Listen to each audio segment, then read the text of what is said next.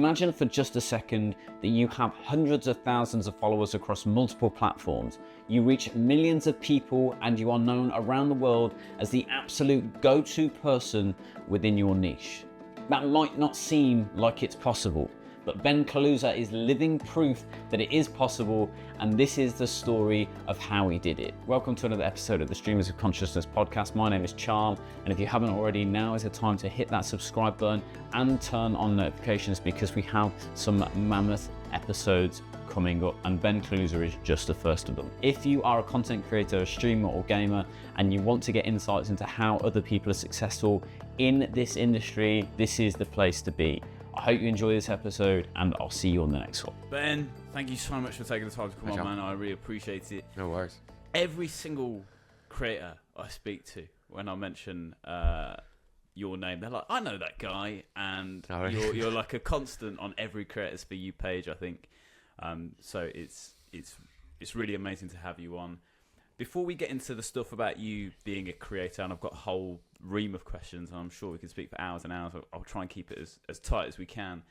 I want to go back to prior to you being the highly successful creator you are now, with the following that you've got over multiple accounts, because I think sometimes it feels like creators come out fully formed. I discovered you when you already had, hundreds of thousands of followers, and it feels like, yeah, this guy's just obviously been this successful forever. What did it look like before you were a creator? What were you doing? Well, I started creating content like about 4.5 years ago, just as alongside my full-time job. Back then, I was working. My first job out of uni was just in display ad operations, like running back-end operations of putting display banner ads on a website. I got fortunate that I was in a job where no one was really doing the thing I was doing. I got progressed very quickly, and after a year and a half, I then found a job description at Twitch I ticked every single box, and managed to somehow get a job at Twitch that I was I won't say underqualified, but I done a lot in a short amount of time in my first job, which meant that I was able to do a lot. I'd be doing stuff that like somebody would be doing after like 4 or 5 years, which meant I was qualified for the Twitch job, even though I didn't have the years of experience. So I got super fucking lucky, ticked all the boxes there, and then joined Twitch in 2021, just after COVID, the lockdown. Joined from home, and worked in ad operations there. Basically, I was part of the team that were put on the pre-rolls, mid-rolls, and that would be managing the back-end operations of putting videos on people's streams. Essentially, there's a team of us doing that. Is that fairly? I would have assumed that most of that was programmatic these days, but there's actually a lot of not. Like the programmatic team and the amount of deals that go through programmatic in Twitch is actually relatively low compared to other sites like YouTube and even Amazon.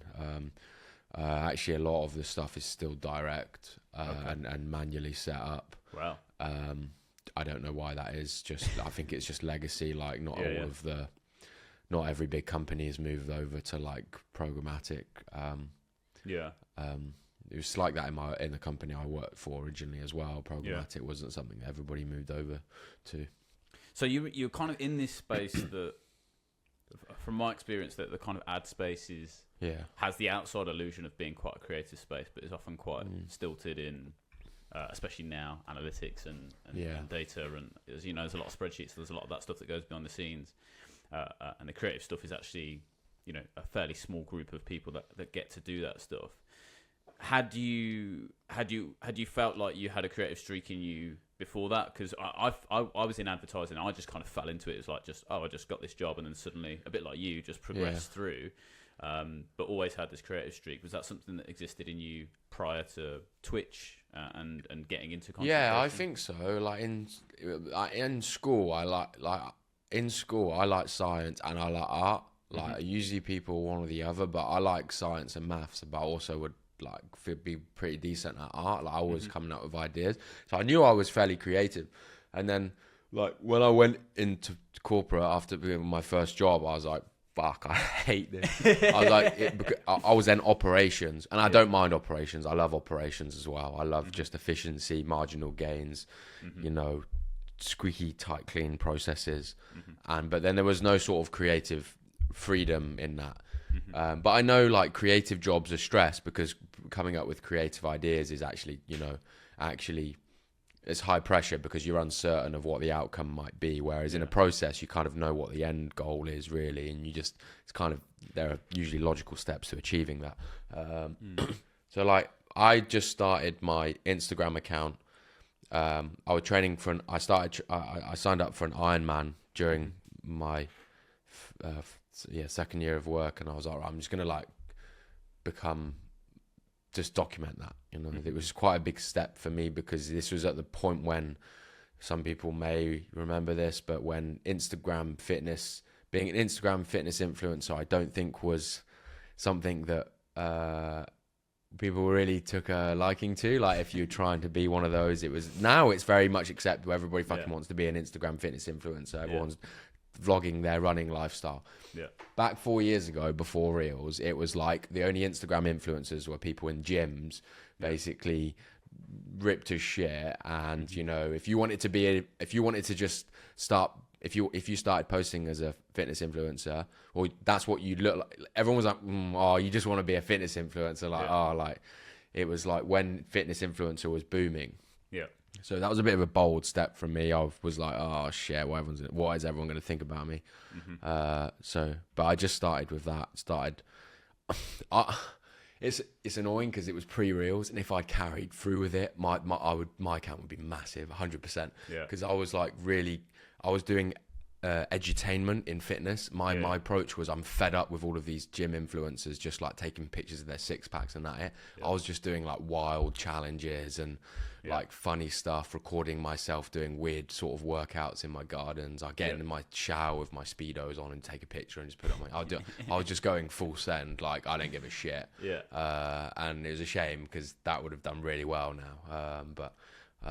So did you see success with that? No, it didn't really go anywhere for you. I got to about 2,500 followers, and it was there was just no way to grow. There was no obvious strategy to growth because it was just photos and videos on feed. The only strategy that I found to grow, this is just a lucrative strategy that I was doing, is that you search for, I don't know where I found this, I just kind of came up with it in my head. You'd search for a hashtag that would be, because there's no point of following other people that do what you're doing. Then they're not fans, right? A lot of people, just follow loads of Instagram fitness accounts. One of these, so I was like, I find a hashtag that lots of like people would use in their photos that were like runners, right? But they weren't like trying to be runner influencers. They were just like mums, dads, people just on their running journey. And I'd find that like running fitness would have actually lots of posts from non-influencer accounts. What I would do is I would sit there and just go through and like their posts. I would just do about 20 an hour, and I would, because otherwise I get like a notification that Instagram won't like it. So I figured out like an optimum amount before I got that notification, was doing that like day in, day out. And then those would convert into people would obviously see that I liked their post, and they probably didn't get many likes because of the sorts of accounts they would go on my page and go, oh, and some of them would convert to follows. That was actually a pretty lucrative, and it was working.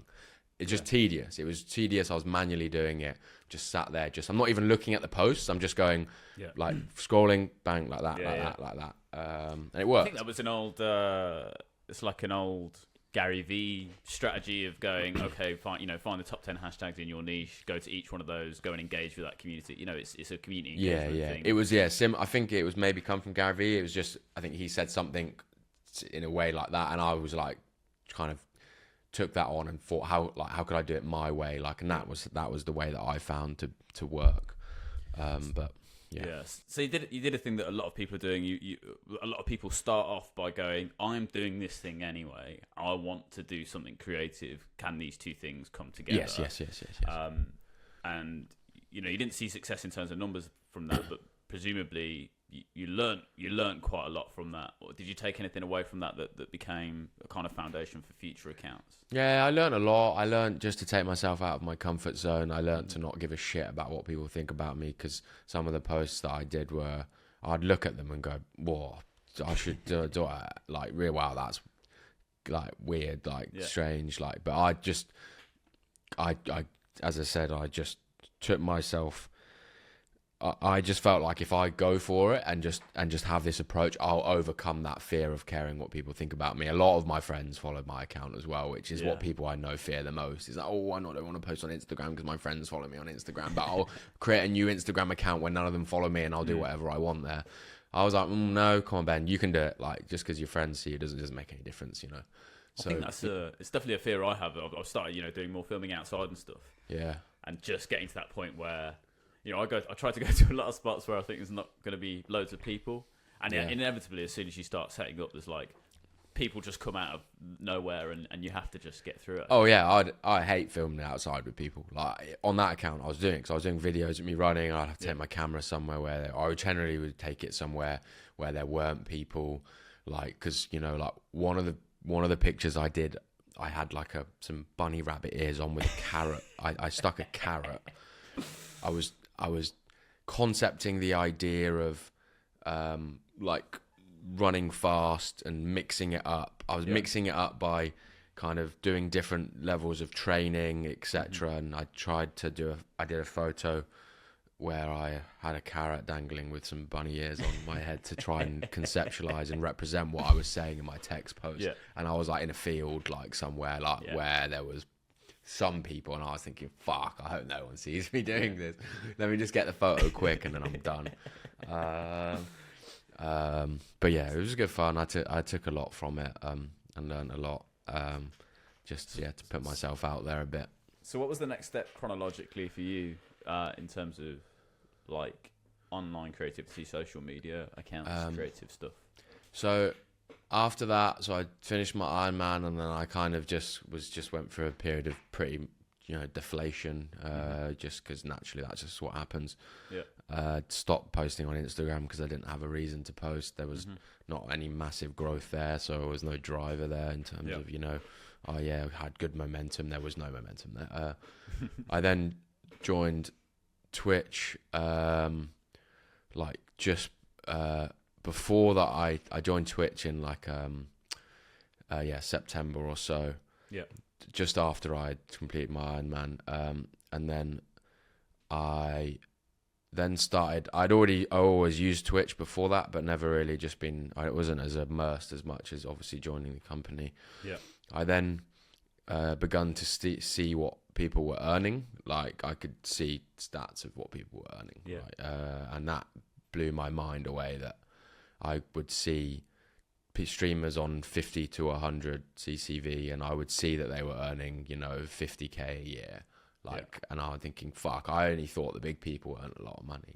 I was like, wow, these little people with just getting 50 viewers, because my preconception, just like a lot of people, is that you try and translate followers from other social media platforms, that then Twitch just doesn't make sense because they're average viewers. So you go, how many people do you stream to? 50 average viewers. Or how many followers do you have? I have 5,000. Oh, that's nothing, because on Instagram 5,000 is nothing, but actually 5,000 on Twitch and 50 CCV is actually, that's quite good. But you don't really realize that until you're kind of immersed in it, and you realize that the number system is actually very, very, very, very different. Someone with 50,000 on followers on Twitch is the equivalent as probably 1 million followers on Instagram. And you don't understand that until you are there. And so I started to understand that more. And I was like, do you know what? I like gaming. I was already gaming. I had actually recently bought a PC because I'm transitioned from PlayStation to PC. My flatmate had a PC, and I saw the graphics he was getting and the quality, and I was like, wow, I need to get a PC. Bought a PC in January. And then after a while, I was like, you know what? I'm playing Call of Duty Warzone. I play it every night, banging it like most nights. I'm just going to start streaming. Just start. I was like, I like creating content. This is like my next, I enjoyed the Instagram stuff. This is like my next phase of content creation. couple of weeks after I started, I realized, right, I need to be making TikToks because that's what everybody's saying the way to grow is. Yeah. This is in 2021. I was like, yeah, you don't just stream. Like, I learned that very early on. I wish more people learned that early on. I don't know how I learned that early on, but I was like, I think after a couple of weeks, I was like, right, if I'm actually going to do this, I need to actually go away and do some homework and research how to actually grow and what the correct strategy is for content creation. TikTok was, coming up. So I was like, okay, let me start making some TikToks. Wasn't sure what to do. So I was, at that moment in time, I was basically combining me talking about life and business and entrepreneurship and marketing whilst also playing Call of Duty and trying to basically get clips. My strategy was, can I talk about something that I've learned in entrepreneurship whilst also getting like a quad kill or something? Oh my God, I was doing it for fucking ages. I was there like trying to get clips of me at one time saying like something coherent and at the same time like squad wiping a team. And that was my content strategy, and I'll combine them into one. That was like how I was trying to differentiate myself from everybody else. I mean, it feels like a precursor to all of those GTA on the bottom, some podcast clip on the top stuff, the juxtaposition between those two. Yeah, that's what I was trying to do. Yeah, I was trying to make it interesting. I was trying to be different. I would already come with a little, like the Instagram stuff, just trying to be different. Because I knew I weren't the best player in the world, so I knew I weren't going to be able to just be like, just doing clips. And then I got lucky after 3 weeks. I did this strategy, and then one of the clips was basically me talking about how streaming on your own is difficult, nobody to talk to, but you just got to keep practicing and just, I was streaming to basically want nobody, but I would be talking all the time. I was just practicing talking, and I was like, yeah, it's difficult, but you just got to keep talking. And then I made a clip, decided I'd actually run out of like songs on the trending songs on TikTok to post. I'd done all the ones that I'd already liked recently, and so I was just picked another one that was kind of sad. I can't remember what the song was. It was like, if I da da da da da da da da da. I don't know what it is. I remember it because I used to sing. Is it that I would die? Yes. Yeah, I know. That one. I put that one, and like I was on, I don't know, 50 followers on TikTok, 84 followers on Twitch, and I remember the next day I woke up, went swimming at 11 in the morning, and then I come out of the pool and turned on my phone, and my phone was fucking going off. My phone was going, I was like, what the fuck is going on here? Yeah.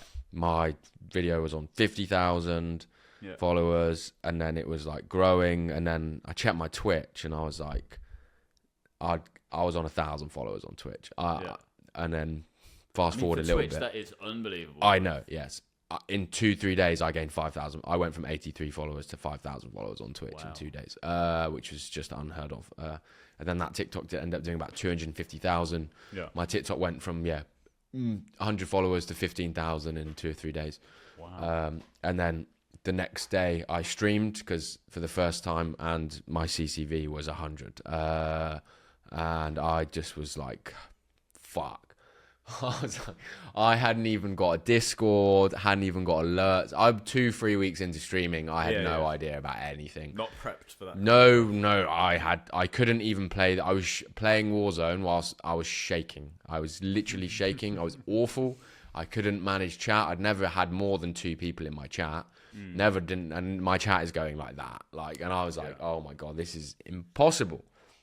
I think that's just a point there. It's like, I've spoken to a couple of streamers about this. Is like you start off on your own, and then sometimes you have a little middle bit where you've got more viewers, but it's manageable in terms of chatting to them. But no one prepares you for the fact that, and everyone shits on big streamers for going, oh, they're not responding to comments, they're not doing this. You go, have you ever had 500 people even in your chat? If you've got that many people, the chat is, you basically can catch a message every now and then. It's impossible to follow.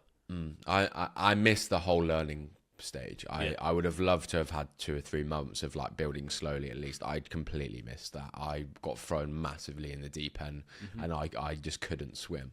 I was learning how to swim in the deep end. And went on for like then I stabled out at around 25 to 30 CCV after a month or so, which is still solid. Yep. Had 300 to 400 subs, pretty recurring as well for most months, making 1,000 a month, which was like, what, fuck. First time I'd made any money from content.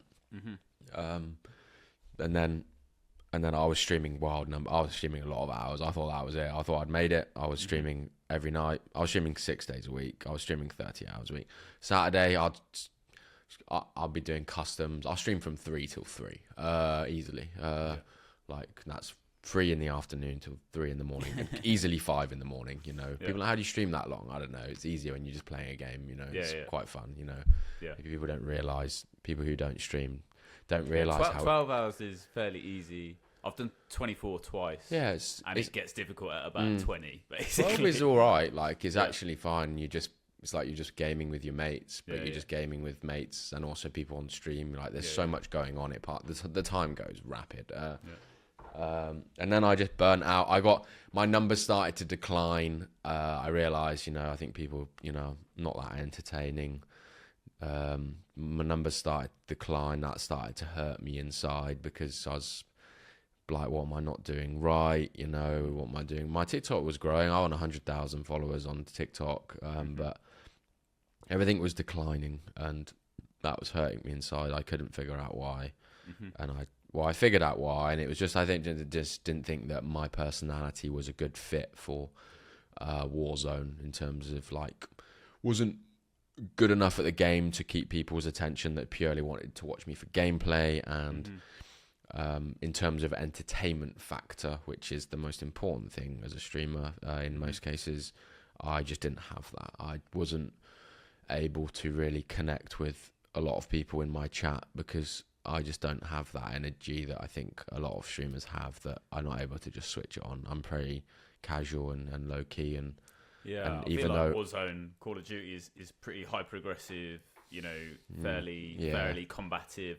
A lot of the streamers are even fairly combative with their chat. Even it's a pretty intense place to be as you a need a streamer. certain amount of energy, and I just coming home from work just didn't have that energy. Right, I don't have that energy as it is, let alone a full day's worth of work.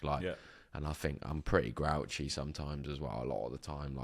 And kids would just come in and just piss me off, honestly. 14, 15-year-old kids, either just wanting clout, trauma dumping, wanting attention, and I just couldn't keep up with that. I was just like, shut the fuck up. Like, not saying that, but like, it just looked bad. I was like, oh, wow, I can't behave like that on stream. I mean, some streamers do. You've either got to own it and be like that all the time, and that's just who you are, or I was just too much in the middle, like trying to be nice guy, but then also just being a bit of a prick as well. And I was like, I was just, I'm not enjoying this at all. It's coming across that I'm not enjoying this, and I was like, I'm just gonna pack it in. And I was like, I kind of assumed, because I've kind of known you as a creator on a creator side, really, a creator's creator rather than a gaming creator. So I'd kind of assumed that when I heard about the Warzone thing in passing, that it was another thing that hadn't been successful. And then it was only the other day, I think I saw on Twitter, where you posted a screenshot because you talked about opening your third account. Yes. And I saw the Warzone one, and I was like, hang on, he had 100k on there. Like that was a successful account. That was working it was well. all right. Yeah. So it was stopping it was really from lack of enjoyment and also not feeling like you could. Obviously, Twitch was a bigger part of that than TikTok for you. TikTok was a way to feed Twitch rather than anything else. Okay, so you move on from Warzone, which is, I feel like, what a lot of people do, to be honest with you. Even a lot of Warzone creators want to move on from it. And they always say that, and then they're still playing it. I think it's that. I think every single one I've seen is like, I hate the game, I hate this. They're complaining about it constantly, but they're so, their whole career, their whole identity is so entwined in that they struggle to move away from it. That you did move away from it, which is a hard thing to do. And then I kind of presuming the next thing for you was to go into the creator editing tips, that kind of thing, where what you're known for now, or certainly from my perspective. Was that an immediate thing, or was it a big break in towards the end of my Warzone stuff, I ended up doing more just chatting streams because I didn't want to play Warzone, and I was actually more interested in talking about like how my growth strategies as a streamer, my growth strategies on TikTok, or like talking about what other people were doing and stuff. And then I was like, I started again in like September doing streaming education. I started a podcast. This was my strategy, and I had a plan A and a plan A. A plan A and a plan AB. Basically, it wasn't a plan A and a plan B. The plan AA was I wanted to transition to a different job in Twitch. I wanted to move towards like the streamer, creator, partner jobs, the growth stuff in Twitch. There's teams of people that manage streamers and help them grow, and I was like, that's what I want to move towards. There's a team in London that do that. I was like, right, I'm going to start a podcast, and I'm going to start interviewing streamers that I've met and know, and I'm going to show that I know what I'm talking about, and that's just going to be a little fun project that I'm going to use as evidence to show that I know what I'm talking about and help me pitch myself to transition to a job, because I wasn't able to do anything really in my job because I was so locked into doing ad operation stuff. Plan AB was, well, if that takes off, then I can just quit my job anyway. I didn't know which one was going to work. Turns out that plan AA didn't work because Twitch and Amazon then went into a hiring freeze 2 or 3 months after that, so that wasn't fantastic. So I was like, well, I'll just continue with the podcast anyway. That didn't really. I was doing podcasts, and I was doing streaming clips, podcast clips and doing also sort of just individual growth strategy tips as well. That didn't really have much success with that. I was interviewing some fairly sizable streamers, just from who I knew, like Aaron the Loco was just a streamer that I knew for a while whilst I streamed.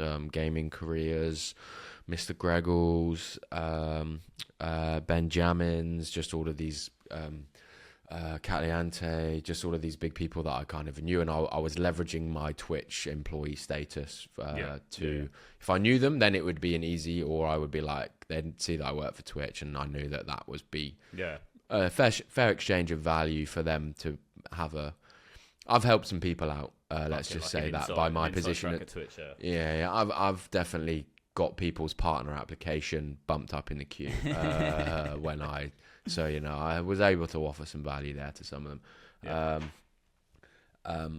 That didn't work out, but then I stopped the podcast because I just found that it was super time consuming. I just hated doing it. I was spending 5 hours on this weekend sitting through a podcast and finding clips. This is way before any of the long to short AI clip editors were out. The only option was to do it manually. And that just, I just fell out of love with that. I enjoyed the process of learning and, talking to people and, and that. And then I started just doing, okay, right, I'm going to focus just purely on TikTok now. I'm going to just not stream. I'm not going to do any podcast stuff. I'm just going to think about how can I do more streaming education stuff. I then started doing more streaming tools, OBS software. I'd seen a lot of the bigger OG YouTubers that do streaming education bang on about how they hate doing OBS stuff, but the OBS stuff always does well. And then whenever they do the high value growth strategy and tip stuff, it does shit. And so I was like, okay, let me just see whether that applies to TikTok as well. And obviously it did. And it started doing more stuff on like plugins and tools, and that started to do really well. And then I was like, well, I know streamers have to know how to edit, because they all edit their own clips, most of the medium to small size streamers. And so I was like, well, why don't I just do some editing stuff? I was like, most people use Premiere Pro because DaVinci wasn't really that big a couple of years ago, and most streamers that I knew used Premiere Pro. CapCut wasn't around, so started doing more Premiere Pro basic tutorials. Those started to do really well. And then I was then gradually expanded out my niche from streaming growth to streaming tools to editing tools to then creator tools / resources. And started to just try and own that niche a little bit. And I kind of hit the wave when all of the AI tools and creator tools started to come out in February, March, April, and I kind of was in a nice position to be able to create that sort of content because I'd already been creating similar stuff. And in terms of people who were already doing that on TikTok, there's just very few people doing streaming education. The only person who was bigger than me was Caliente, and I was on 50,000 followers. There's barely anybody bigger than me, and so I was just carving my own way, and then got to the creator resources and realized, oh, this is actually pretty, underserved in terms of creators making this sort of content. I then just grew massively between April, May, and I guess November. Over a 6-month period, I grew like by a couple 100,000 followers on TikTok, and Instagram grew as well. And then I think everybody was a lot more people like, oh, I should maybe create content like this. And now it's far harder to grow with that sort of content. So I got right place, right time to basically ride a massive wave that formed and basically got me to where I am now. And that wave has died and nobody is catching up. To be honest, I've not seen many people break through in what I do from starting now. It's hard now, way harder. I mean, it's not. It's partly nice to hear someone, a bigger creator go, "Hey, some of this was yes, there was great content. Yes, there was X, Y, and Z. You had to have all of that stuff in place, but you still credited the fact that you hit a wave you probably couldn't have predicted. I don't. No, that wasn't something that you looked at before and go, "This is going to happen," and whatever. No, I wasn't sure. I just made logical decisions as to like expand the niche of content that I was in, but still make it relevant to the audience that I was previously creating content for. Like streaming tools, editing tools, creator tools. Streamers need all of those things. Yeah. But then as I expanded out each niche, I then expanded out my audience, because I was expanded out the niche, that also some of the stuff still became relevant to them, and I maybe dropped doing more streaming specific tools and then just started focusing on editing tools and plugins and then just creator resources, websites, anything that is going to help somebody that makes videos in the whole workflow process. And there were people who would specifically do editing tutorials, but nobody really specifically focusing on creator tools. Nobody. The only person that really does that is Seb Jeffries, who had been doing sort of some of its stuff before, more so photography and videography. But on TikTok, I fully back myself to my account to be. I'm very aware of who is around me. I'm very aware. I'm like I would say I'm the fastest growing account in what I do, and probably not the largest, because Seb's is a little bit bigger than mine, but mine I think is growing to be the largest in what I do specifically, which is creator resources. I'm trying to own that niche. And I think some people try and do it and they don't enjoy it. I thoroughly enjoy it, and because I have good momentum as well. I like researching. I like finding new tools. I like being the first to find new tools. I like being the first to produce videos on new tools, or just second or third, and because that's what I specialize in and that's what my account is optimized for and that's what I spend my time doing, it's very difficult to match what I do because it's my full-time job. People are like, how do you find all these ideas? Where do you find these websites? I'm like, it's my fucking job. I spend all my time looking for these websites. You don't. That's why I find them more in abundance than everybody else, because I'm motivated to do so, because it's what pays my bills, essentially. How important do you think being first to market is? Very important. Very, very fucking important. If a tool is valuable in that I think it's good for creators and nobody's created a video on it, it's an easy 6-figure video. I look for those all the time. They don't come around very often. They are literally the golden nuggets of just like, wow, nobody's created a video on this. I'll find stuff that is years old that nobody's created a video on. A good example is the page that is called Deck of Cards. It's like a 54 something idea website. It's 3 or 4 years old. There isn't a single video on it.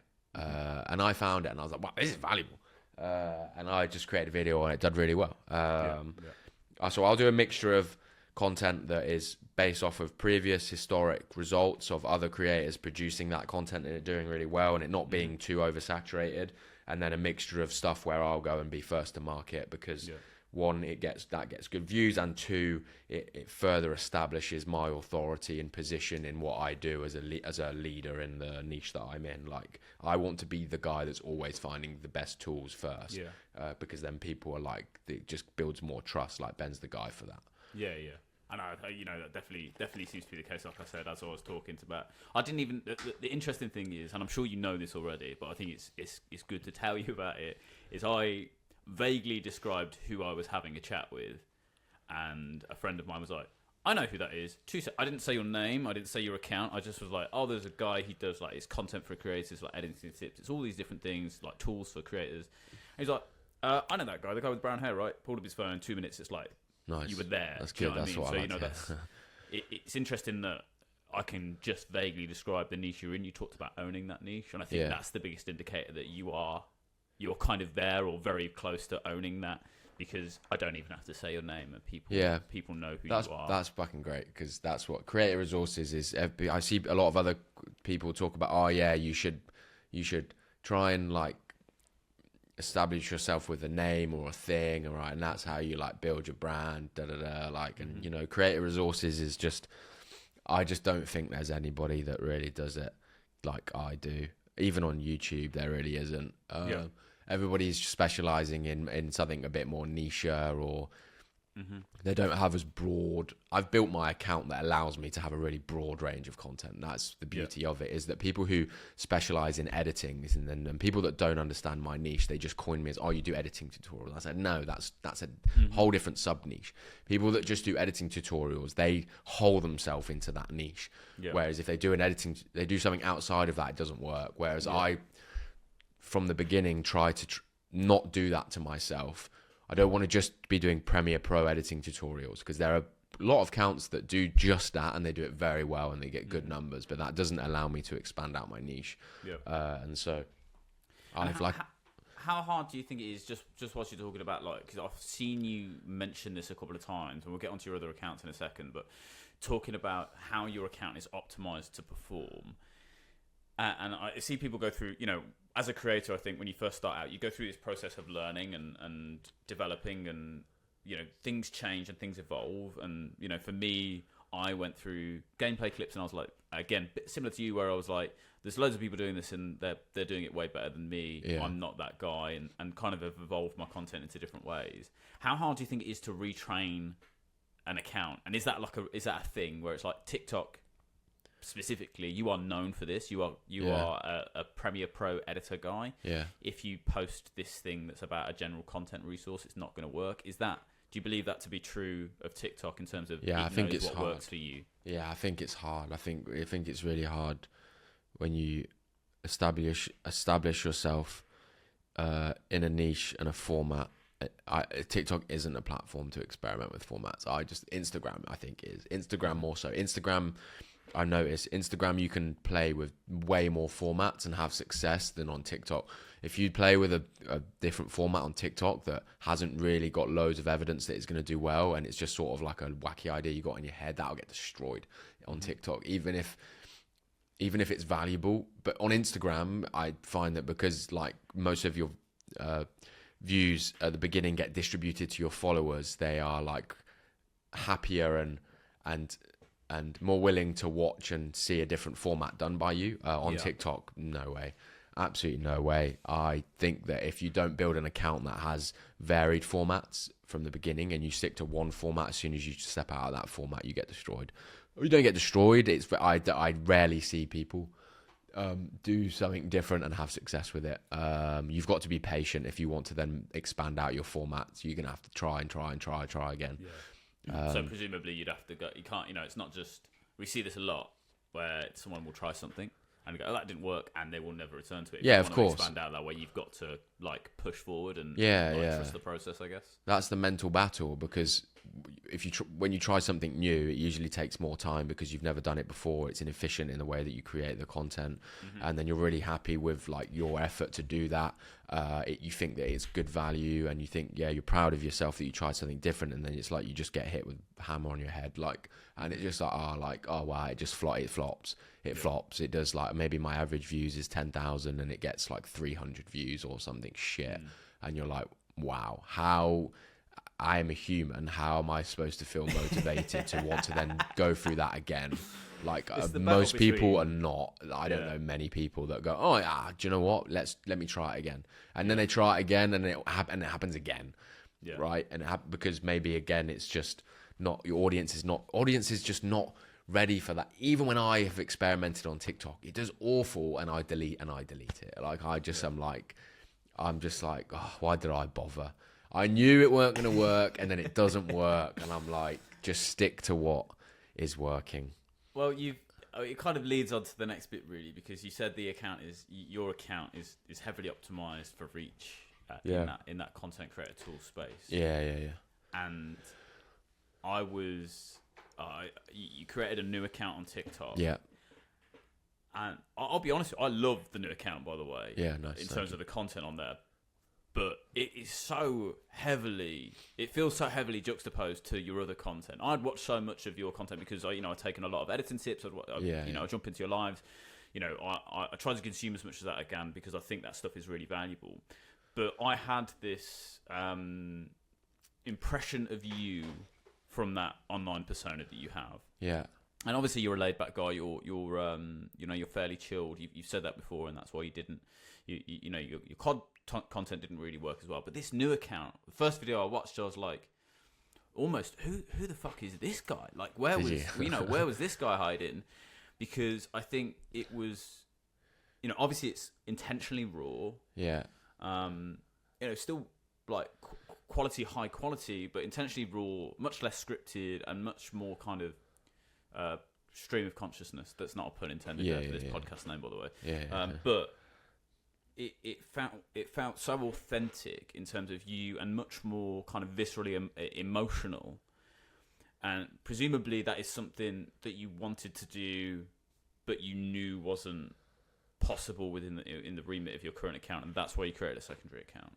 If I did that content on my main account, it wouldn't do very well. Even though it would be valuable, it would be very different, not what people expect.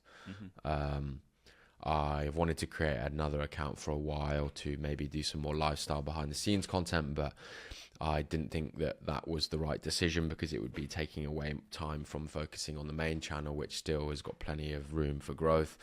But then I was like, actually, why don't I have more intention with the second account, and it doesn't have to be lifestyle. It can still just be behind the scenes of me just explaining why I do certain things on my main account, which would then still appeal to, because now my main account is so niched into creator resources. It's just like tools, websites, and that, very passive, very just like, this is this, take it or leave it. It's never about like what I do or how I've grown this account, and I've never wanted to be a how to grow creator, which is definitely not what I am on my main account. I'm just an educational resource sharer, and that now I've built the authority there, I felt like I'm now in a better position with the social proof to at least talk about some of the things that I do without having to like justify that I am the right person to listen to here. Like it's almost like I feel like when you do that content, you almost have to prove yourself in order for people to really believe and trust you. And now I'm like, I kind of don't have to, and I don't care if you believe or trust me or not. You can take it or leave it. I grow my account to this by doing this and this and this. I'm not telling you have to do this. It's more just like, this is what I do. So it's more just like a stream of consciousness of like just thoughts and ideas around the way I go about doing stuff. And I think now the success is there, both from numbers, growth, ideas, value, money, everything is there. And so people, I think, are more inclined to actually pay attention to what I have to say which wasn't the case when I first started doing streaming growth content. Because I used to do this a lot on when I first started the account. It's very similar content. You'll see I can pull up videos and me saying the same stuff, but in a slightly the same ideas basically. Where I used to just sit there and talk, but nobody listened. And like, who the fuck are you? So, now that people recognize, it's interesting you said that, it's completely different. I just assumed that most people had seen me on live and seen that when I'm on live stream you can see my true self essentially. And that, but obviously maybe a lot of people haven't seen that in the form of a short form video, so obviously very different. But that's just, every creator is like that. I don't think you could expect any creator on the platform to be their true self and also create content that's optimized for growth and that, because every creator starts off being their true self in their content and they realize it does shit, and then they have to extend their personality out to be someone that's slightly not themselves in order to be, it's all versions of be more exaggerated, be a bit more enthusiastic, be a bit more charismatic, and then that starts to do better, and then you then start to focus on making that extension of yourself better and more polished, and then that takes you on a journey of either going from, some people maybe this is them true self and this is the other person. Some people maybe go to here and it works. Some people go all the way over to here. And streamers in particular are absolutely nothing what they're like in person, because they felt they've developed this persona that is really good and optimized for their content and people love it, and they can't do anything different than that, because that's the thing that is now optimized for growth in that format. If I were to speak like I did on my second channel, in my main channel, it wouldn't be very efficient. My tutorials would be too waffly. They would take too long, and all of that would impact growth and performance. And so that's why they're my thoughts around why I've done it. I think I've been in your lives and I'd seen you in there, and I could obviously see a difference between your lives and your main channel content for sure. I think there is, and all of this is positive, by the way. I think there is a vulnerability to your new account that I hadn't seen even in the lives. That was that was really nice to see. I think it's difficult when you're looking up to big creators, or creators with big followings, with big numbers, to go, they are immune to all of the things that affect all creatives. They are immune to, all the things that you've talked about in terms of, it having a physical hurtful effect when things don't work, because you are a creative and you put so much into it. I know. More of that on your second account. I go through the same problems that I go through as a smaller creator. It's just relative now to my size. I talked in one video, I still cry when I have shit videos. And it might be the difference between a video getting 200,000 views and 30,000 views, and someone go, 30,000 views, that's still a lot. But for me, that's not. That's not. It's still exactly the same as to when I had 10,000 followers and I'd get a video that does 15,000 versus a video that gets 1,000 views. I feel exactly the same. I feel exactly the same, and I will never feel any different. I will always care about what my videos get, because at that moment in time, no matter how good or bad I am at content creation or what, I still put the same amount of effort in. It's relative, I'm still trying, I'm still putting effort in. It's like a professional marathon runner saying that was hard versus someone who's doing counts to 5k saying that was hard. They're still hard. It's just different. It's not different any level, harder for the marathon runner than it is for the 5k person, because if you're doing counts to 5k and you've never ran before, that's as difficult as it is someone running a marathon. Just briefly, because I know the other area that you've expanded into, and I had a quick look. You mentioned the podcast that you've done, I think about a year ago. Some of those videos were uploaded, and I suppose you've more recently, relative to that, started to make a bit of a return to YouTube content for the creator resources stuff. How different is that been for you as a process compared to the short form content? I've got an editor. I've got someone that does my thumbnails. I was like, I don't want to edit those videos because that's just not what I enjoy. I like editing short form because I've got my own style. I know how to do it. It still takes me 2 or 3 hours, but I enjoy it. It's good. I like challenging myself creatively through editing. The long form is just something that I feel like I don't want to. I don't want to challenge myself creatively in long form, because that's going to then, it's the difference between a 2-3 hour short form video is fine, a 10 to 15 hour, because if it's a 10-minute video, it's going to take me 10 to 15 hours to edit that video. And I'm like, do I want that creative challenge? No, I don't. I really don't want that creative challenge. That's just becoming too time consuming for me. I could be doing other things. In terms of, I'm in a bit of a fucking play. I got into a good place, so I posted 6 videos in a row and had a really good workflow process, and now I haven't got ill for a while. I took some time off YouTube because it's just not my priority. Even though it is my priority, but it's not what, like, it's not just priority from a business perspective, but not necessarily from a creative perspective. Yeah, you know, like, I've got my short form accounts that do really well for me. Those are the ultimate priority. But YouTube is like the one I think I want to grow on. But now but then you see me I've created a second TikTok account. Like, I could be spending that time on YouTube videos. I'm kind of now like going through a period in my head where I'm like, why don't I just start doing super raw YouTube videos, but just a little bit more polished versions of what I do on that second TikTok account? So if I have a good stream of thoughts on one of the videos, I could maybe be like, actually, that could be made into a 5-minute YouTube video just with a little bit more of a coherent flow. I could still do the raw off the cuff speaking, but just have some bullet points of like segments, so that, because those videos are a little bit all over the place, where they are just like, I pivot on the fly. Whereas actually, I'm like, actually, that section that I pivoted to could be made out into a 5-minute video easily. So I'm like, actually, should I just start, in order to just get the ball rolling again on YouTube and not really be overthinking about like each video, should I actually just, maybe I could even do 2 a week of just being like, right, gonna turn on the camera, you've got 5 bullet points here on, you know, that's on how to be consistent, right? And it's gonna take 10 minutes, and you're just gonna upload it, and that's it. Not even get it edited, not even be edited, just like, because I was like, I've gone with this like really shitty high barrier to YouTube now, because I already have like a pretty high quality level of content on short form. There's this like pressure and expectation that I've set on myself to match that on YouTube from the get-go, and that is becoming a big hurdle for me, which is shit, really, because it goes everything against that I preach, and that like I should be doing everything I can to reduce those hurdles and just get going and just make videos, rather than overthinking each video, and therefore it preventing me from making the video. I am tempted to just go for the super raw. I'm tempted to do a mixture of both. The beauty for me, and I've said this to someone before, is I don't need I don't need a big YouTube account. I don't need good numbers there. Similar to that second TikTok account. I don't need my YouTube to grow. I really don't. And so I don't feel like I need to be forced into creating content purely for numbers that a lot of YouTubers get into, because that's their baby.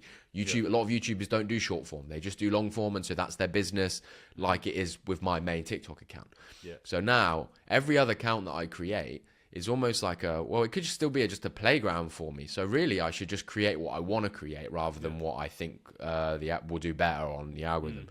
So, but I still like having a strategy like that. So in my head, I'm like, why don't I just do both? Why, if I do, I'm probably going to start again next week. You know, I should just say, well, why don't you fucking start tomorrow? But why don't you start now? I don't know, because I'm just making excuses. Again, like we're seeing the process in real time. Again, just same problems as any other creator, no matter what size. You know, I still go through these battles in my head. I'm like, why don't I do one a week that's raw, and one a week that's like a well-researched, underserved video, SEO, search optimized, and because that's going to be optimized for growth. Raw stuff optimized for trust, because it's just raw, it's just good thoughts. And so in my head, I'm like, I'm combining my TikTok main and my TikTok second channel into one YouTube channel that is like half raw, half optimized, and just see where that takes me. Like and over time I'll figure out what the better approach is. I think it's nice to have those like creative playgrounds, you know, those places where you can be, you know, it is a bit more freeing. But like you say, I think the other side of that coin is that the fact that it is so freeing that you don't need it means like the priority often is just shoved further and further down, because there's no requirement forcing you to make those videos. So you just go, that's what I mean. There's nobody above me saying that video needs to be done, and it's just like, if I find an excuse to not make it, then I won't make it, because like there's no pressure on me to maintain like a consistent posting schedule for YouTube. It's just that, like, for the business and for future diversification of revenue and, you know, opportunities and that, I know it's a good thing to do. Yeah. But I'm just like, nah. Yeah, and I think when you watch, I just watched Dan Mace about a month ago released his 3-hour opus on this is how you make a Mr. Beast video, and I watched it and I was like, you know, completely overwhelmed by the amount of content in there and the detail he goes into. But you're like, oh, these guys really fucking know what they're doing, and this isn't you know, to produce content at that level is not like picking your iPhone up and putting it in your face, and you know, it's so involved across the whole thing. Okay, I'm aware of your time. Just we can talk. We can talk all day. I haven't got a YouTube video to make. Don't worry. You just are using me as a way to avoid making. I don't know. Honestly, I don't know what I'm doing for the rest of the day yet. I haven't actually decided what I'm going to do. The thing I wanted to ask you next was about the kind of, we see so many growth hackers. I'll put that in bunny ears because I think it's deserved. Growth hackers on TikTok, and they're constantly going through these cycle of what I would describe as individual tactics rather than strategic advice. So it's like, you need to do this in your bio. You need to have you know, TikTok SEO hashtags. Put text in what, like, you know, they're taking Google SEO strategies from the late 90s and applying them to TikTok now. Yeah. And you know, I often view these things as, you know, these are maybe individual tactics and one of 1,000 variables that TikTok takes into account when they're thinking about how they push a video forward. What's the biggest mistake that you see creators across the board making when it comes to short form content production? Well, you already know that I hate all that shit. I am not shy of voicing my opinion of those people that talk about that sort of stuff. Yeah. Biggest mistake is spending way too much time figuring out what hashtags to use and what SEO to use, like how well optimized my description, title, think words on screen, making sure everything, like you said, people are trying to take Google SEO practices and put them in videos, and it's just bullshit. It's just absolute bullshit. Like, there's no evidence to suggest that works, and I'm not saying that it doesn't work, but you know, these people speak it as if there's been like a journal paper written on it, and it's being, you know, peer reviewed, you know, and it's just ridiculous because like, I'll put it like this, right? Just because if I make a website tomorrow and I optimize it the shit out of keywords, it's not going to be on page 1 of Google. It's going to be on page 88, right? And so if the same thing is done for TikTok and you've got a small account, people are like, oh yeah, you get views through search. That video is not showing anywhere near the top of those search results. And if you go on the search results for keywords, you'll see some of them don't even have hashtags. Some of them don't even have the hashtag that you've searched for. I've seen ones like that.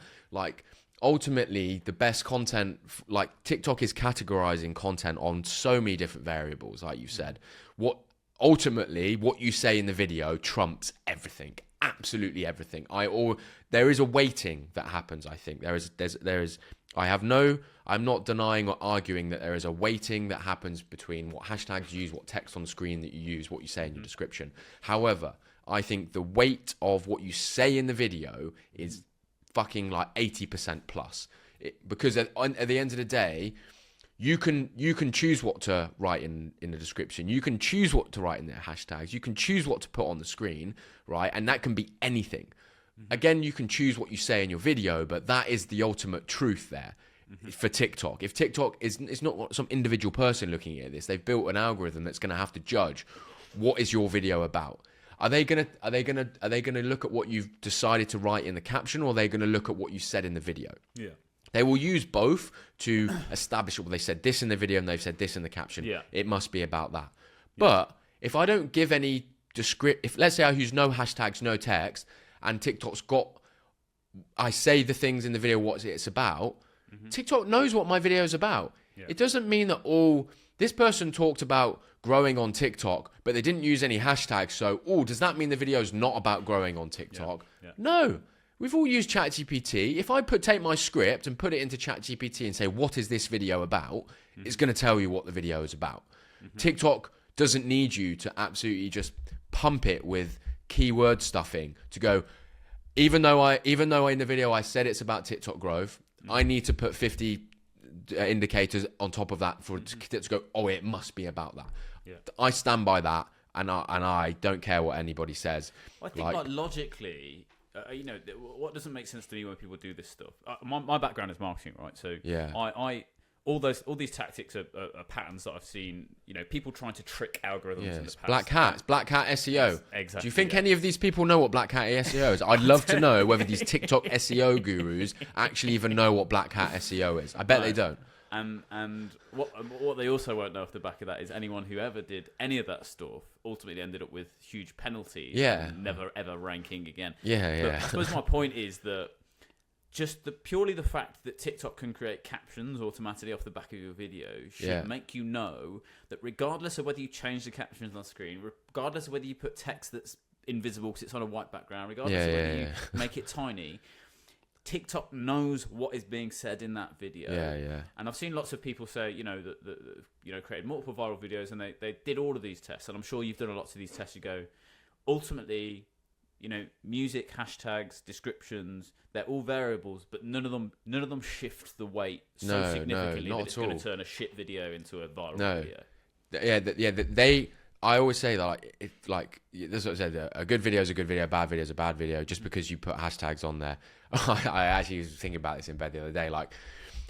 People will talk about getting the video categorized and shown to the right people, right? And okay, you make a video, right, and it gets shown to the wrong people, and they don't watch it because it's shit. Just because you then get it categorized and get it shown to the right people doesn't mean those people want to watch it either, because your video's still shit. Do you know what I mean? This is what's happening. Just because the video's going to the right people doesn't mean those people want to watch it either, because those people have an expectation of a standard of content within that niche anyway, and yours isn't hitting it. Just because you're talking about the things that they're interested in doesn't mean you're delivering it in a way that it's gonna make it interesting to watch. And that's just straight facts that people just don't want to listen to. I just hate to see the biggest gripe I have with the SEO hashtag stuff. I hate to see people wasting their time on it. Right? All I do, and I will say that I do use hashtags. I have them in my notes. I have pinned in my notes. I have 5 or 6 hashtags under different video editing, streaming, Every time I do they're like my pillars. Anytime I do a video on one of those topics, I copy and paste the hashtags. I use the same hashtags in all of my videos done, right? I think for something that contributes less than 10% to a performance of the video, you spend less than 10% of the time. And people are spending too much on what hashtag should I use? No, it doesn't really matter. The only time I think hashtags matter are when you actually get a video that performs really well, because then it will be on the top of the search for that hashtag. But the problem is that most people who are spending, the people who spend the most on hashtags are the people that don't get any views on their videos in the first place. And so actually, I would say that you should only really focus more on hashtags when you're somebody that gets a lot of views on videos, because then you can actually start ranking for those hashtags, right? But if you're in the 300 view jail club, your hashtags are fucking irrelevant, right? They're not getting you anywhere. They are really not getting you anywhere. And you're going to have to go through this phase of where TikTok doesn't know who to show your content to. You can pump it with the right hashtags. It doesn't work. It really doesn't work. On my streaming education account, this account, it took me 65 videos to get shown to the right people. And I was using hashtags, the streaming hashtags, different ones, and every video was getting a decent amount. I was like, why is it not doing better, right? And then eventually it did. The hashtag... And do you know what? I don't just waffle this out of my head. I do look at what people say. And anytime one of these videos is made, I go in the comments and I sit there and read these regularly. I read these comments. And there is a massive majority of people saying, doesn't work, still in the 200 views, usually can't get categorized. Everybody is saying that the thing in the video that they've said works doesn't fucking work. No, I'll find 5% of comments say that it works. And so... I'm just going off what all the people are already confirming and saying to basically further validate what I think. And maybe that's wrong. But if all of the comments were saying, yeah, this works, great, then I'll go, okay, maybe it does work. But time and time and again, when a video comes up, I'll go in the comments and just check. Am I wrong? Oh, well, the videos aren't. Oh, it's because your videos aren't good enough. Okay, well then that's the fucking problem. It's not. It's got nothing to do with the hashtags. Then has it? Like. And I think the other thing, you know, if there is 5% of people hypothetically that are saying it's work, it discounts all of the variables. It's like, well, actually, did you post a video where there was something trending at the time? Did you hit a wave? Did you? You know, there's all these other things that happen. So if we consider this as like you talked about hashtags, you know, hypothetically being 10% of the weighting, spend less than 10% of your time. If we think about this in terms of the 80-20 rule, what 20% of your effort gives you 80% of your result? Yeah. This is I may be oversimplifying it, but is there in terms of short form content, what is the 20% that gets you the 80% from your perspective on TikTok specifically? Idea and hook. Like what you're talking about in your video and how you package that in the first 5 seconds, basically. That is what you should spend all your time doing. Yeah. Figuring out what to make a video on based off of like proven results that show that like your audience are interested in that topic, idea, theme, and then figuring out how to package that into 5 seconds to convince people that they should watch your video. Then the rest also contributes, you know, the next 5 to 10 seconds you need to like back it up and stuff. But most people spend too much time on hashtags, too much time on SEO, and they don't properly research their like ideas. Like the biggest thing that stops people from growing is making videos on what they think is valuable rather than what the audience thinks is valuable. This is the biggest mistake that most people make. Everybody has their own perspective, everybody has their own journey in life that's got them to that point, and everybody has their own different perspective on what they think is valuable. And what you think is valuable might not be what the majority of the audience think is valuable. And even though you have experience in X, Y, and Z, and you know that this is valuable, unfortunately, for some other reasons, 70% of the audience don't think that that's valuable because they've gone through a different journey and have a different perspective, right? And you have to convince them that that thing is valuable, and that usually doesn't work. And I think sometimes, I mean, I had this a lot in marketing, working with clients, because there's so many big brands, unbelievably big brands that have zero idea how to market in the modern world. They're still doing billboards and get rid of the agencies. That was my whole life. Legacy agencies that don't have a clue what they're doing in 2024. Yeah, there's a creative director sat in a loft somewhere. They're like 65. But there's you have to give people you have to give them a little bit of what they want to get them to a point where you can actually give them what they need, I guess. Is the thing. And you've talked a little bit about, there's so many people talking about hooks and stuff. And one of the things that I think I got from you was the layering of like multiple hook strategies on top of each other.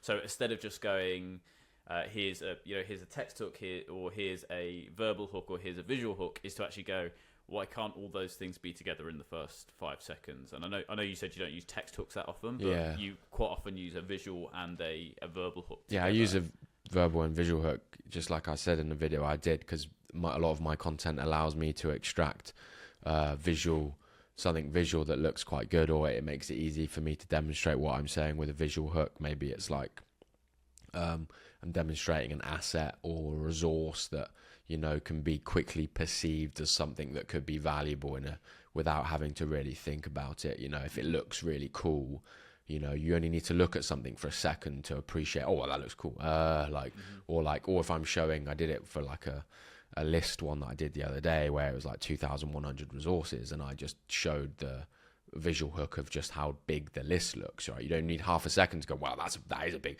2,100 is big. And then he's also shown me a visual thing of the list, and well, that list is fucking big. He's not lying. That is actually a big list, right? It's just like makes people want to watch further. You do the same with the text hook. The text hooks that I see work the best are the ones where they basically say something's going to happen in the video, and half the time it doesn't even happen in the video as well. I see these bastards do it all the time where they're like, can't believe did this, or they did this, and then all the top comments is like still waiting for the thing to happen, like, because they know that like if you can just like, if something happens in the middle of the video and you know that it's something that people are going to want to watch, then people will just like, what was the one that I saw yesterday that they did me? I can't remember.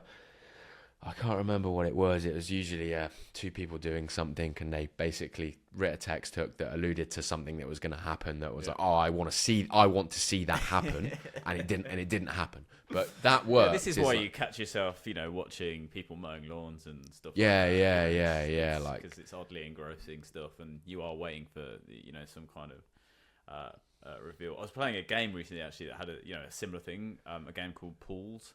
And you basically just walk around these abandoned pools. Yeah. It's kind of a horror game, but there's no jump scares. There's nothing ever happens horrific in it, but you're constantly, even though you know it's not going to happen, you're waiting for that to happen. It's that similar kind of feeling. Yeah, a lot of people do that. So what's next for you then? I mean, you presumably you're continuing to see significant growth on the main account. You've got your secondary account now, and you've got the YouTube. What's the big next step strategically for you? Trying to build some like digital resources, launch email newsletter, build some lead magnets, start like producing digital products, essentially like selling to my audience, as much as I've pushed it back for a long period of time. You kind of, I can't remember if it was in a live or on a video, but you talked about your unease with that. Yeah. Like selling to your audience. Like so much of what you've done, and this is the challenge of a creator, I guess, is you essentially produce the most valuable content you possibly can and give it away for free. Yeah. And then use that to leverage brand deals or whatever, and you make your money from other areas. Yeah. Why do your knowledge is clearly hugely valuable, and even if I took a library of the stuff that you've done on TikTok over the past 6 months and put that into a video series on masterclass, it'd probably be a lot more valuable than a lot of those masterclass things, to be honest with you. But there's clearly value there. So why do you think you have this unease with saying to people, "Hey, can you pay me for this thing that I'm spending hours doing?" I don't know. I think it's just because of just the amount of shit that people sell, and I just think that like people are very it's a very touchy area of just potentially damaging trust and stuff. Even though I think I've got to the point where I've got enough goodwill and faith from my audience in me to produce something that would be good, but it's almost again like this expectation I have on myself to make sure that I produce, if I'm going to build something and sell it to my audience and take their money, that it's worth every penny, and not having people dissatisfied that they don't think it is. So it's careful, and I'm not in a rush to build a digital product. I'd rather everyone's telling me, "Ben, where's your digital products? You need to have one," and I'm like, I don't need to have one. It will help the business, but I don't need to. So I will take my time with it until I think that I can do it right. And I guess there's this, you should just launch and then just fail fast and da-da-da-da. And I'm like, well, I don't want to fail fast. It's a risk. That's a risk. I don't want to launch something and it just, because I want to fail fast, and it absolutely completely destroys a lot of the trust that I've built around my brand. And so see myself a little bit like Ali Abdul, who also I think had a same mindset and very cautious and scared to sell to his audience, and took quite a long time to build something to sell because he wanted to do it right. And I'm in the same. I'm halfway through building something at the moment, which is, I think, not something that's offered at the moment to anybody. So I'm trying to still package something into things that is unique. I'm tempted to start building in public on my second account. I'm going to, I think, start saying what I'm doing and talking about how I'm doing it. I know that works, and people like the transparency rather than just and I can also get feedback, I think, rather than just launching it to my main audience and then being hit with just a load of pushback. I don't want to hard launch it. I'll just soft launch it and stick it in the back end over there, and people that want to find it will find it. People like, "Ben, do you sell anything?" I'll be like, "Yeah, I sell that." And those people will usually be, appreciative of it rather than hard. I don't need the money from it. I really don't need the money. I'm reading a lot at the moment about money and happiness and and it will build more sustainability in the business and that. But I've got other ways to make money, and I exploring LinkedIn a little bit more to try and build my brand on LinkedIn to develop more speaking opportunities and consulting that pays very, very well when I start fucking with businesses. So I'm not scared that, like, I have so many opportunities in front of me to make money, and I like, I'm just going with what I want to do, what makes me happy, what makes me feel comfortable. I don't just follow the crowd because everybody's saying, Ben, you should do this, and I say, well, should I? I was in a room with a ton of creators the other month, and they were building courses, and like, you should have a course. I was like, should I? I was like, why should I have a course? Oh, well, you know, good stable income, money, you know, you could be making a lot of money from your audience. And I was like, well, what happens if I don't want to? What happens if I just want to take money from brands? What happens if I don't want to take, you know? I think that, you know, it's a funny thing, isn't it? I think there's, you know, potentially ways to do it. This is just my opinion, but there's a weird thing, I think, with courses. I think partly because of sites like ClickFunnels and all that shit, where it's like, forget everything you know about content creation, and then they push you down this thing. I think it's a weird thing to try and take humans and push them through this process that they don't really want to go through, in the hope that you've kind of engineered them to buy from you at the end. Yeah. But there's other things, I think, where it's like, you know, if writing a book, for example, and having that on Amazon, it's like, oh, suddenly there's a legitimacy to that is not associated with things like digital products and courses, which is, you know, an area that is so entrenched with people who are selling low quality products. Yeah. You know, I think there's definitely ways to do it. But I think you're right as well. It's also, for me as a consumer of your content, I think it's like, so many more people. You have a big following, you have lots of views, but I still think there's so many more people out there who would benefit from this kind of thing, both within content creation and outside of it. So I think my thing of going, if you created a book or something that exists without you having to physically sit there every day and record it and talk about it. It's like the opportunity for so many more people to get value from the work you're doing. I'm building an idea generation SOP, essentially. That's what I'm doing. I don't want to promise people growth or anything like that, because I can't promise growth, but I can promise you that I can give you something that's going to mean that you never run out of content ideas. So that's what I'm essentially building, because I think it's the foundation of all of my growth, and I have the social proof to prove that it's just taking ideas and converting them into videos is the thing that takes a lot longer to learn. That I can't teach that over. I can't guarantee that if you take my course you'll know how to do that, but I can guarantee that if you take my course and you follow what I've done, you'll never run out of ideas. Because I think that's what's going to differentiate you, is that you know, almost being the antithesis of the other people that are out there that are saying, I will guarantee you X, Y, and Z. Yeah, I don't want to do that. You know, it will separate you completely. Trying to be pretty upfront and clear with what my promise is, and that, like, this isn't a how to grow course. This is just a fucking systems of finding ideas, and I'll do another follow-on course on how to turn ideas into good videos, but again, not promising growth, just saying, look, this is like, these are the things that you need to learn and get good at. This is how you deconstruct viral videos and convert them and repackage them back into your own style. But that stuff just can't be done and learned with a course. It just can't. It just takes so much time to become good at all of the things that you need to be good at. Yeah, I think that, you know, the processes will be a huge part of it for people. It's just like, what's the process that I go through to do this, rather than, because I think you learn so much in the real world. It's like, you know, learning to drive. They always say you don't really learn until you get out on your own and start making mistakes. You know. Just figuring out how to. I'm in this like dilemma at the moment of like, what's the right balance of keeping it simple versus providing enough information to justify the cost of like, how much is too much information and how much is not enough information. That's the biggest challenge that I find at the moment. And I'll probably have to get some feedback from people, because I'm probably going to charge, I don't know whether to charge either $50 or $100. I don't know yet. I'm waiting till I actually build it out to then decide, and I'll do some testing as to what people think it would worth. Because it's an evergreen SOP and it's an evergreen process, it's like, I think that gives it more value, in that, like, this is something that you can use forever. It doesn't become outdated. So I think that in itself justifies its value, because you pay this once and you never have to figure out again how to come up with ideas, because this will just do this forever for you. So to me, and that in my head justifies its value. But I'm not too sure yet of what to charge. Absolutely, man. Well, listen, if you're looking for testers, I'm right here for you, man. Oh, of course, I'll chuck it your way. I'll chuck it your way. I'm going to use most of the audience on my second account to test, probably.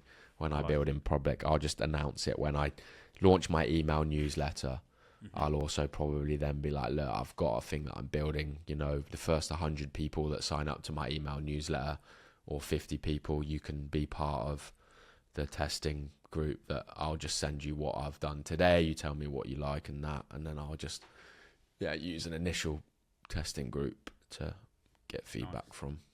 I like it, man. Well, listen, I have to say thank you again, because I think so much problem. of your work has had such a huge impact on what I've done, from from structure to technical stuff, across the board, really. So I'm very grateful for you, for the content you put out, and also very grateful as a creator of your size to come and add value to a small creator is just phenomenal for me, and not something that everyone does. So I appreciate your time, and I'm super excited to see what you do next, man. Same. Thanks, Sean.